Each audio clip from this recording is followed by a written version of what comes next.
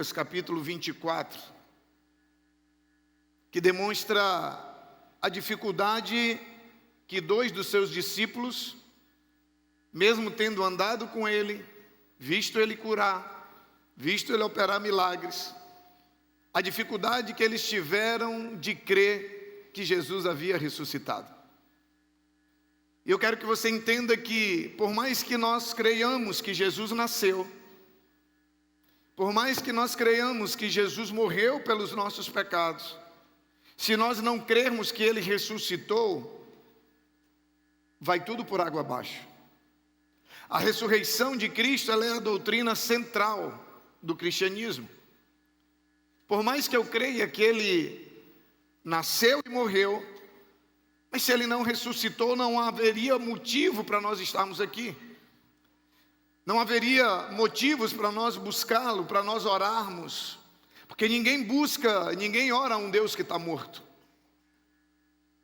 Em Lucas capítulo 24, a partir do versículo 13, diz assim: naquele mesmo dia, dois deles estavam indo para um povoado chamado Emaús, a 11 quilômetros de Jerusalém. No caminho conversavam a respeito de tudo o que havia acontecido. Enquanto conversavam e discutiam, o próprio Jesus se aproximou e começou a caminhar com eles, mas os olhos deles foram impedidos de reconhecê-lo. Ele lhe perguntou: sobre o que vocês estão discutindo enquanto caminham? Eles pararam com os rostos entristecidos. Responderam eles. Um deles, chamado Cleopas, perguntou-lhes: você é o único visitante em Jerusalém que não sabe das coisas que ali aconteceram nesses dias? Que coisas? Perguntou ele. O que aconteceu com Jesus de Nazaré? Responderam eles. Ele era um profeta, poderoso em palavras e em obras diante de Deus e de todo o povo. O chefe dos sacerdotes e as nossas autoridades o entregaram para ser condenado à morte e o crucificaram. E nós esperávamos que era ele que ia trazer a redenção a Israel. E hoje é o terceiro dia desde que tudo isso aconteceu. Algumas das mulheres entre nós nos deram um susto hoje. Foram de manhã bem cedo ao sepulcro e não acharam o corpo dele. Voltaram e nos contaram ter tido uma visão de anjos que disseram que ele está vivo. Alguns dos nossos companheiros foram ao sepulcro e encontraram tudo exatamente como as mulheres tinham dito, mas não o viram. Ele lhes disse: como vocês custam a entender e como demoram a crer em tudo o que os profetas falaram. Versículo 33. Levantaram-se e voltaram imediatamente para Jerusalém. Ali encontraram os 11 e os que estavam com eles reunidos, que diziam: é verdade, o Senhor ressuscitou e apareceu a Simão. Amém? É interessante como dois discípulos, um deles Cleopas, o outro a Bíblia não cita o nome, mas eles mesmos deixam claro no texto que foram duas pessoas que andaram com Jesus, porque eles se referem a Jesus quando eles estão contando para Jesus, sem saber que era Jesus, a história de quem Jesus era. Ele diz: ele era poderoso em obras, ele fazia muitos milagres. Então, pessoas que haviam caminhado com Jesus enquanto esteve na terra, enquanto esteve na sua primeira passagem, e agora a gente percebe a dificuldade que essas duas pessoas têm de crer que Jesus realmente ressuscitou. Tem algumas palavras no texto que nós lemos que eu quero chamar a sua atenção. No versículo 19, o texto vai dizer que ele diz assim: ele era um profeta poderoso em palavras e em obras diante de Deus e de todo o povo. Na cabeça daqueles dois homens, e olha, que eles já sabiam da notícia que Jesus havia ressuscitado. Eles já haviam ouvido falar de que o sepulcro estava vazio, de que Maria tinha estado, de que algumas mulheres haviam estado lá, que os discípulos também já tinham ido lá. Mas ele disse assim: ele era. E esse verbo não está no passado por acaso. Isso revela que mesmo diante da notícia, eles continuavam crendo que Jesus ainda estava morto. Ele foi um profeta, eles achavam que a morte de Jesus tinha encerrado todo o espetáculo, de que a história havia acabado ali. Mas na frente, no versículo 21, ele diz: nós esperávamos que ele fosse o Redentor de Israel. Quem esperava não espera mais, sim ou não? Esperávamos é diferente de dizer esperamos. Eles esperavam, ou seja, as esperanças deles haviam acabado. A morte havia acabado com toda a esperança deles, e nem a notícia de que Jesus havia ressuscitado foi suficiente para fazê-los crer. E aí ele vai contar a história, e ele se refere à notícia que eles recebem das mulheres. Ele diz: as mulheres nos deram um susto hoje pela manhã. Ele se refere à ressurreição de Cristo como um boato, como uma historinha que foi contada. Ele diz: elas nos deram um susto. Ele diz: outros amigos foram até lá ver. O sepulcro estava vazio, mas eles não o viram. E como eles não o viram, eles continuaram sem crer que Jesus havia ressuscitado. Você percebe como é possível muitas vezes a gente estar vivendo um evangelho do Jesus que era, do Jesus que foi, do Jesus que curou, do Jesus que salvou, do Jesus que libertou. Mas a Bíblia diz que o evangelho que nós somos chamados a viver, o domingo de Páscoa, o domingo da ressurreição, é para nos lembrar que a gente não vive o evangelho do Jesus que era, mas a gente vive o evangelho do Jesus que ainda é, que a Bíblia diz que ele está vivo, e se ele está vivo, ele curou e ele continua curando, ele salvou, ele continua salvando, ele libertou e ele continua libertando. Quem está me entendendo? Às vezes a gente está vivendo um evangelho em cima daquilo que a gente lê na Bíblia acerca do que Jesus fez, quando na verdade Deus quer que a gente viva um evangelho onde a gente tenha um relacionamento pessoal com Ele, um relacionamento profundo com Ele, para que a gente não viva apenas do que Ele fez, mas para que a gente tenha experiências reais com Ele, e que a gente consiga perceber e crer que Ele realmente está vivo. Porque somente as nossas experiências com Deus vão nos dar a certeza de que Ele está vivo. Sabe, a gente percebe que dos 2 discípulos, o relato da ressurreição em Jerusalém tinha alcançado eles, mas o fato deles saberem que Jesus havia ressuscitado não foi suficiente para mudar o percurso deles, para mudar o destino deles. Eles estavam saindo de Jerusalém em direção a Emaús. Diz a história que eles moravam em Emaús, vieram para Jerusalém para celebrar a Páscoa, e agora eles estão voltando para casa. E eles, antes de voltarem para casa, eles recebem a notícia de que Jesus ressuscitou, mas eles não creram. Nem o fato deles verem todos os milagres que Jesus fez foi suficiente para eles terem uma compreensão total de quem era Jesus. Eles viam Jesus como um profeta, eles viam Jesus como um sábio, como um mestre, mas eles não viam Jesus como Deus. Porque para ressuscitar, somente Ele sendo Deus. E às vezes nós temos uma visão limitada acerca de quem Jesus é. E se eu tenho uma visão limitada acerca de quem Jesus é, eu vou viver uma vida cristã limitada. Se a minha visão acerca de Jesus é daquele Jesus que fez, sabe, daquele Jesus que operou, daquele Jesus que na verdade, eu não sei se você sabe, Ele só é chamado Cristo depois da ressurreição. Até a ressurreição Ele é chamado apenas de Jesus. Cristo significa exatamente o ressuscitado, o Cristo ressuscitado, aquele que venceu a morte.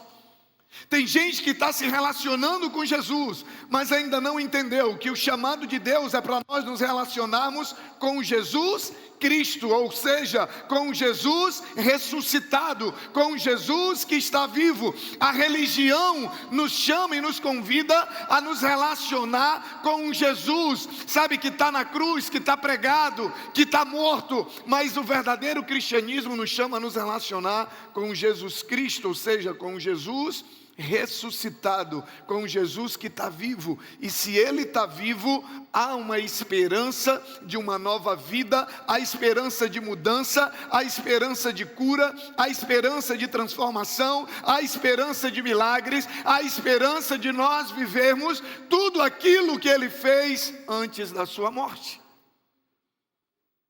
Sabe, o que eu percebo é que a gente muitas vezes tem dificuldade, embora digamos crer, a gente tem dificuldade de crer realmente de que Jesus ressuscitou. Eles não levaram a sério a notícia a ponto de mudar o curso da vida deles. Eles estavam indo para Emaús, eles ficam sabendo, e mesmo assim eles continuam a sua trajetória. Quantos de nós se relacionam com Jesus dessa maneira? A gente está conduzindo a nossa vida, está caminhando segundo a nossa própria vontade. A gente conhece a Jesus, a gente ouve falar, não apenas que Jesus nasceu, mas que Ele morreu, mas ouve falar que Ele ressuscitou, que Ele está vivo, e o fato de saber que Ele está vivo, não é suficiente para mudar a nossa rota. Não é suficiente para mudar as nossas escolhas, o nosso destino. É tanto que quando eles chegam a Emaús, que Jesus se revela a eles, o que eles fazem? Eles voltam imediatamente para Jerusalém. Se eles tivessem crido que Jesus havia ressuscitado, nem de Jerusalém eles teriam saído. Sabe, para eles, depois da morte de Cristo, o espetáculo já havia acabado. Eles creram em Jesus como profeta, mas para eles a morte parecia ter colocado um fim em todas as esperanças de que Jesus fosse o verdadeiro Redentor de Israel. E realmente parecia que era o fim. Realmente o diabo achava que era o fim. Quando o diabo conduz Jesus à cruz, que ele acha que é o fim, na verdade é o início da maior vitória de Jesus, que é a vitória sobre a morte. A Bíblia diz que o último inimigo a ser vencido por ele seria a morte. E quando a Bíblia diz que ele venceu a morte, é interessante que é muito comum a gente ouvir dizer que só não tem jeito para morte.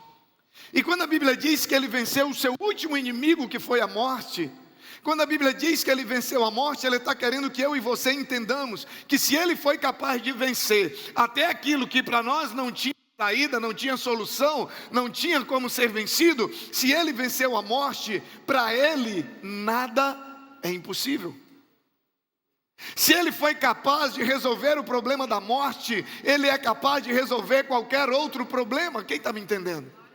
Mas tudo isso depende de eu crer que Jesus ressuscitou. Porque se eu não crer que Ele ressuscitou, não há porquê eu ter esperança de uma mudança de vida, não há porquê eu ter esperança, sabe, de um milagre na minha vida, na minha casa, na minha família, no meu casamento, nos meus filhos, nos meus negócios, não. Eles haviam compreendido quem Jesus era, até um certo ponto, assim como muitas vezes nossa compreensão é limitada. Sabe, quem crê que Jesus ressuscitou, quem crê que Jesus está vivo ao lado do Pai, há de tomar um caminho diferente a partir do momento que recebe essa notícia. Se você não cria que há solução para determinados problemas, você passa a crer. Se você estava conduzindo a sua própria vida, você para de conduzir e você deixa Ele conduzir a sua própria vida. Sabe, quando você crê que Jesus está sentado ao lado do Pai, como a Bíblia diz, de onde Ele há de julgar os vivos e os mortos, sabe, de que a rota da nossa vida é mudada, nossos planos, nossos valores, nossos princípios, nossas escolhas, nosso estilo de vida é completamente afetado por essa realidade. O problema, sabe qual é? É que a gente está dizendo que Jesus está vivo, mas está vivendo como se ele tivesse morto. Porque se você continua conduzindo a sua própria vida, se você continua fazendo somente o que você quer, quando você quer, do jeito que você quer, se a palavra não se tornou, sabe, o padrão, a regra de fé e prática para a sua vida, você está vivendo como se ele tivesse morto. Porque ele ressuscita para que ele possa então, vencendo a morte, ele possa conduzir a minha vida e a sua vida. A Bíblia diz que ele vai, depois que ele ressuscita, ele ascende aos céus, ele vai na frente, mas ele diz assim: eu vou preparar-vos um lugar, e eu voltarei para buscar a minha igreja. Se não há ressurreição, não há promessa, não há esperança, não há expectativa de que ele volte. Você percebe que tanto o passado quanto o futuro, eles são diretamente influenciados pela realidade da ressurreição de Cristo. É por isso que surgiram várias seitas. Quando você lê a história do cristianismo, você vai ver várias seitas que surgiram, cujo objetivo deles era negar que Cristo era Deus, era negar que Cristo havia ressuscitado, porque eles sabiam que se o povo não acreditasse que Jesus havia ressuscitado, acabava toda a esperança do povo. Eles sabiam que se o povo cresce que Jesus estava vivo, a esperança se manteria viva, o povo continuaria servindo e buscando a Jesus. É interessante que eles não sairiam de Jerusalém se eles tivessem acreditado que ele havia ressuscitado. Eles teriam continuado a segui-lo. A incredulidade no coração deles foi tão grande, de que nem Jesus andando com eles, conversando com eles, eles foram capazes de identificar que era Jesus. E às vezes a incredulidade é tão grande no nosso coração, que Jesus está andando com a gente, está abençoando a gente, está operando milagre, está dando direção, está dando livramento, mas a gente não consegue perceber que Jesus continua vivo. Porque todos os dias eu tenho provas de que Jesus está vivo. Todos os dias na minha vida eu tenho prova de que Jesus está vivo. Todos os dias eu contemplo momentos, situações e circunstâncias que não seriam possíveis se Jesus não tivesse ressuscitado.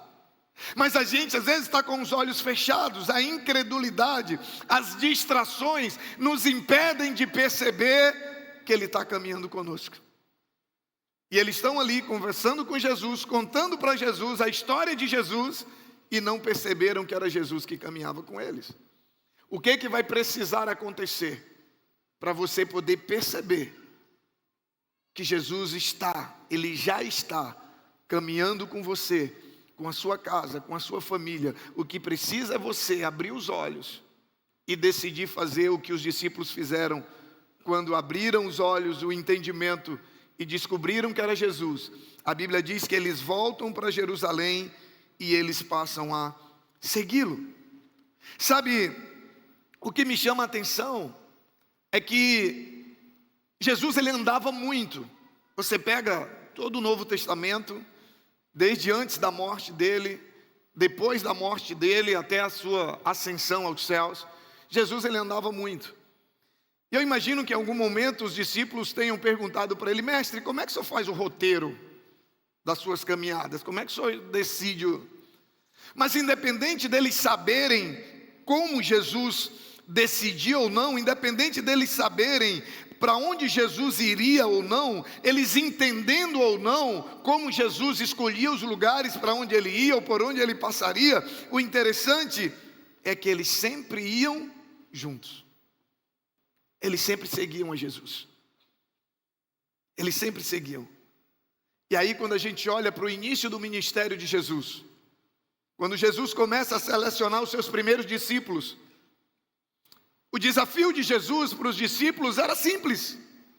O que Jesus pedia deles? Sigam-me. Jesus encontra Pedro, encontra Mateus, ele vai encontrando, e o que ele dizia? Sigam-me. E agora, depois de ressuscitado, novamente a gente percebe no final da sua caminhada qual é a palavra, qual é o desafio de Jesus para os discípulos: sigam-me. Parece que para fazer parte da turma de Jesus, precisava ser seu seguidor. E aí eu quero entrar num ponto que a nossa geração, essa palavra seguidores, é uma palavra muito comum para a nossa geração. Servir a Jesus, seguir a Jesus era uma condição básica para andar com Ele.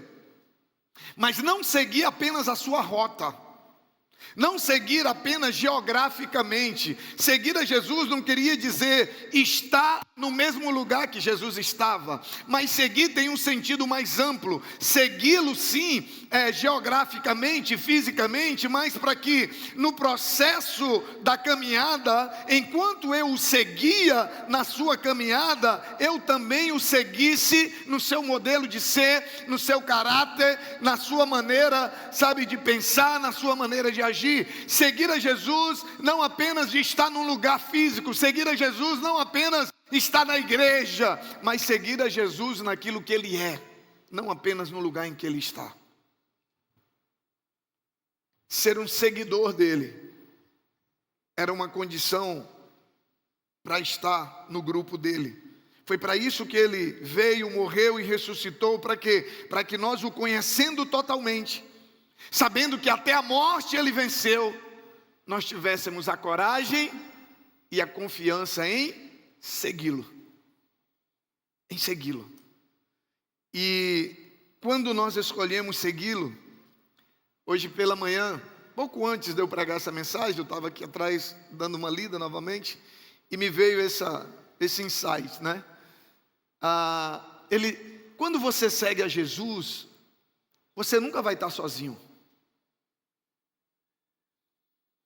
Eu nunca tinha pensado nisso. Você é mais inteligente do que eu, talvez para você isso não seja novidade. Mas se eu estou seguindo a Ele, eu vou estar sempre na companhia dEle. Quem está me entendendo? Se Ele me chama para segui-lo, Ele não vai me impedir de segui-lo, porque Ele está me chamando. Se eu estou seguindo a Ele, eu vou estar sempre onde Ele está. E se eu vou estar sempre onde Ele está, eu nunca vou estar sozinho. Mas por isso que Ele diz: se você passar pelo fogo, eu vou estar contigo. Se você passar pelas águas, eu vou estar contigo. Se você passar pelo vale da sombra da morte, eu vou estar contigo. Ele diz: eu estarei contigo todos os dias, até a consumação dos séculos. Mas para quem é essa promessa? Para quem o seguisse. E aí a gente confunde seguir a Jesus com algumas coisas. Preste bem atenção no que eu vou falar para você, porque texto fora de contexto vira pretexto. Então coloque muito amor nas minhas palavras e entenda no contexto que eu vou falar. Nós não fomos chamados para sermos apenas crentes, porque crente até o diabo é, sim ou não? Está na Bíblia. A Bíblia diz que o diabo crê e estremece, só não obedece. O que diferencia um seguidor de Cristo do diabo? A obediência. A obediência a quem? A palavra, porque Ele é a palavra. O diabo crê. Tem até mais motivos para crer do que nós, porque ele estava com Deus. Ele esteve com Deus. Então, nós não somos chamados para sermos apenas crentes, né, porque acreditamos que Jesus nasceu, que Jesus morreu e que Jesus ressuscitou. Não, nós não fomos chamados para sermos apenas discípulos. Ah, pastor, mas a gente fala tanto de fazer discípulos. Presta atenção. Eu estou falando que nós não fomos chamados para sermos apenas discípulos. Porque qual que é o conceito de um discípulo? Que é a palavra talmidim no original. É alguém que aprende com seu mestre. Tem o mestre e tem o discípulo. O discípulo é aquele que aprende. Nós também não fomos chamados para sermos apenas cristãos, ou seja, pessoas que são reconhecidos pelo nome dele. Então, para que a gente foi chamado, pastor? Jesus, ele nasce, vive, morre, ressuscita, sobe, ascende aos céus, envia o Espírito Santo para não nos deixar órfãos, com um único propósito: para que nós sejamos seus seguidores. A gente ser crente, a gente ser discípulo, a gente ser cristão, mas no final da história, se você não for um seguidor, nada vai fazer sentido. E essa é uma palavra tão comum para a nossa geração. Eu sei que aqui não tem ninguém assim, mas tem em outros lugares, em outras cidades, em outras igrejas. Você sabia, você acredita que tem gente que só compra uma coisa porque outro usa? Aqui não tem ninguém assim, mas em outras cidades, em outras igrejas, tem gente que só só usa determinada roupa porque um influenciador, ela segue alguém e aquela pessoa usa, então ela também usa. Às vezes ela nem gosta, nem acha bonito, nem tem dinheiro para comprar, mas dá um jeito. Meu Deus, se tivesse gente aqui assim eu não ia aguentar, mas eu sei que não tem. Mas a pessoa só compra por quê? Porque ela está seguindo outra pessoa. Não é à toa que os influenciadores digitais estão em alta. Ou você acha que quando o Neymar está fazendo propaganda daquele produto, ele realmente acha tudo aquilo daquele produto? Ele nem usa, gente. O produto dele vem de Dubai. Ele nem usa. Mas porque ele está dizendo, a gente segue. Sim ou não? E aí a minha pergunta é: você está seguindo a Cristo? Porque num outro momento ele deixa isso ainda muito mais claro. Ele diz: aquele que quiser vir após mim, negue-se a si mesmo, renúncia. Porque servir a Deus não tem a ver somente com aquilo que eu tenho que fazer, mas com aquilo que eu tenho que deixar de fazer. Tem gente que quer tudo, não dá. Jesus disse: se você perder a sua vida por amor a mim, você vai ganhar a vida que eu tenho para você. Agora, se você ganhar a sua vida, você perde a que eu tenho para você. É uma escolha, e nós somos livres para escolher. Ele diz: quem quiser, ninguém é obrigado. Quem quiser vir após mim, negue-se a si mesmo, negue as suas vontades, negue o seu eu, negue o seu ego, negue a sua vaidade, negue o seu orgulho, negue a sua soberba, negue o seu eu. Tome a sua cruz, ou seja, morra. Vivo não pode seguir a Jesus. Só pode seguir a Jesus quem morreu com Ele e ressuscitou com Ele. Ele diz: tome a sua cruz. Ontem foi o sábado do silêncio. Jesus morreu por mim e por você. O amor dele foi suficiente para dar a vida dele por mim e por você. E a pergunta é: o amor que nós temos por ele é suficiente para a gente morrer para nós mesmos, para viver para ele? Porque se esse amor não é suficiente para isso,